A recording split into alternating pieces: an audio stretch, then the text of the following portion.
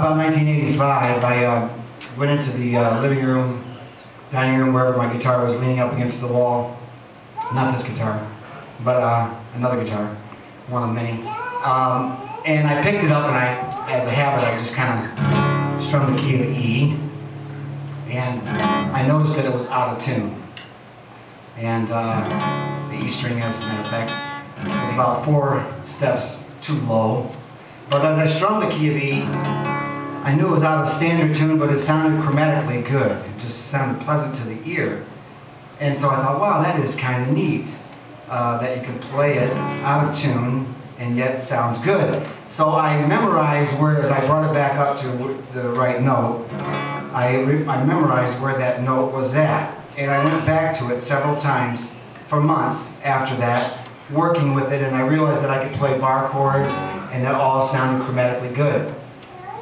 And so as time went on, I ended up putting words to the music, the melody that I had gotten, playing around with it. And as actually I started a music video. Now we're talking back before music videos even were in existence.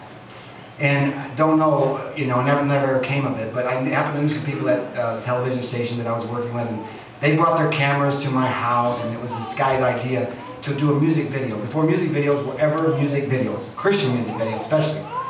And we were running 1,000-watt lights and everything in my basement, and we were recording this song, and then he was going out into the streets, in Detroit streets, where the houses were all broken down, tore down, windows busted, siding missing, I mean just destroyed, and videotaping these particular scenes to go along with the song so that the song would tell this story.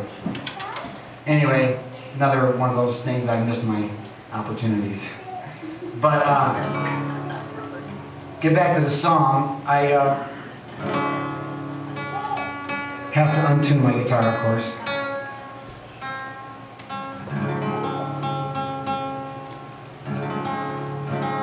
So I can tell everybody, don't play with me because you won't find this. But anyway, the Lord taught me a good lesson from this, and that is that sometimes He comes to us and picks us up and strums us, and we don't sound just like we're perfectly in tune.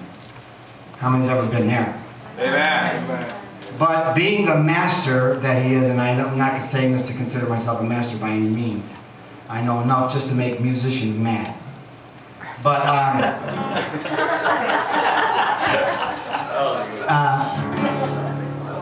but I learned that when the master picks you up and strums you, it really doesn't matter whether you're in tune or not. He can make beautiful music out of the worst piece of junk. So this song really talks about people just need to try Jesus. And I've asked Mark to help me out on this.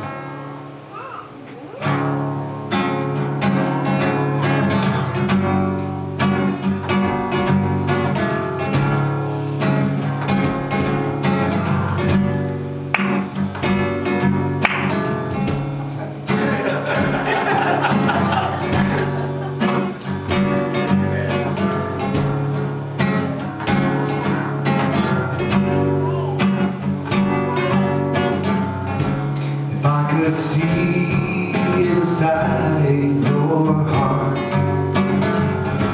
I'd see a house that